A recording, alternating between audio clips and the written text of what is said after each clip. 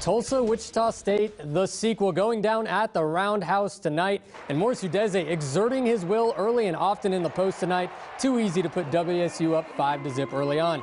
Tulsa counters as Ray Idoa with the soft touch around the basket right here with the hook. You know, IB gives the Shockers the green light, and Trey Wade, he would be giving it a go right here, nailing the triple, but it would be Udeze leading the way for the Shockers tonight with a career-high 20 points as the Shockers, they get the W 72-53. So the Shockers get their fourth straight win at home in front of the Shocker faithful. So let's send it out to Shakira Martin from the Roundhouse with more on the Shockers' big win. Well, in a huge victory win over Tulsa tonight, the Shockers men's basketball team is playing with a lot of confidence midway into the heavy section of their schedule.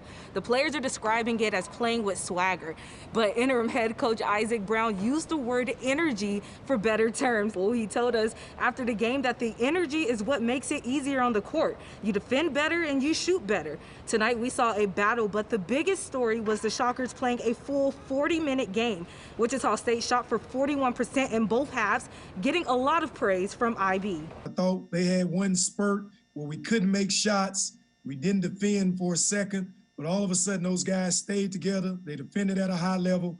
They rebounded, and they started sharing the ball. You gotta have swag. You gotta believe that you're the one, and that's not saying that you're better than no man, but you're no less than anybody. You need to believe that. The Shockers will have to wait 8 days for their next big test due to SMU postponing their game because of COVID-19 issues. Wichita State will hit the road to take on Memphis for their next conference test. Inside of Coke Arena, I'm Shakira Martin with KSN Sports.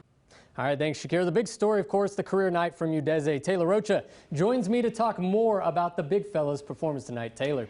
Chris, in his first 2 seasons with Wichita State, Big Mo missed more foul shots than he made. Now he's having a breakout season as he's turned that weakness into a strength. Tonight, the 6'8" forward would score a career-high 20 points, shooting 8 of 9 from the free throw line. Post-game, Udeze said his improvement from the line was made in an effort to take his game to the next level. I kind of took it as like, I'm going to catch up to everybody who's better than me at the time or thinks they're better than me. I'm just going to catch up during this offseason. So quarantine gave me a lot of time just to patch up my game and just work on my shot. 1,000 shots a day, 1,000 shots, getting that form down, 100, 200 free throws a night. Just keep on shooting, repetition. The Shockers' next game against SMU on Sunday was postponed due to COVID-19 concerns within the Mustangs program. That means Wichita State will have 8 days until their next game next Thursday against Memphis. All right, we'll look forward to that. Thanks, Taylor, and stay with us. More after the break.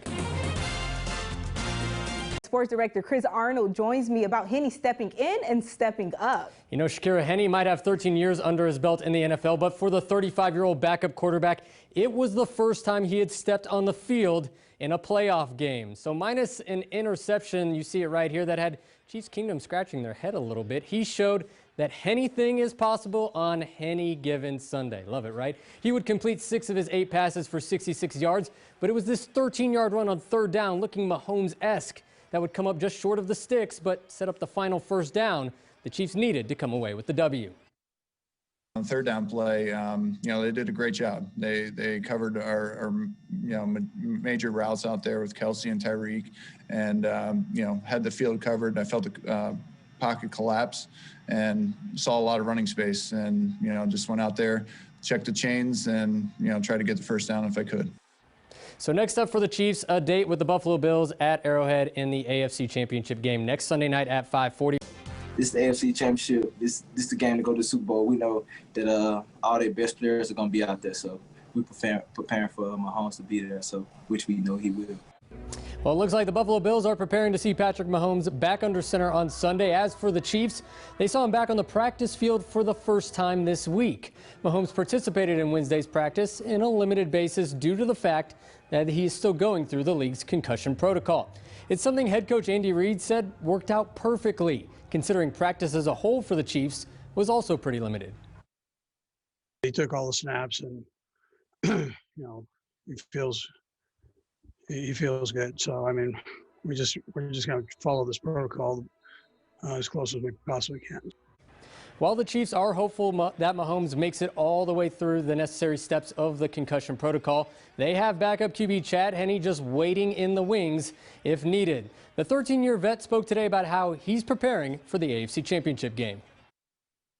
Prepare like you're the starter each and every week, no matter what happens. And I have to be prepared even if something were to happen. And, whatever does happen, happens. And for me, I just take it each day at a time. Well, when both teams are available to the media ahead of the Super Bowl, it's not only a chance for the world to hear how they're preparing for the big game, but also to learn everything you could possibly want to know about the players. The topic of discussion today amongst the Chiefs: spirit animals. Nothing like keeping things loose before the big game, right? Quarterback Patrick Mahomes said he sees himself like a wolf running around with the pack and being able to be a leader. Now, when it comes to Travis Kelce, Mahomes thinks his all-pro tight end would be something funny, like a giraffe. Definitely not what Travis Kelce had in mind. I grew up a Heights Tiger, man. I grew up playing the eye of the tiger in every single sports moment in my life, so I feel like I've always had the eye of the tiger, man.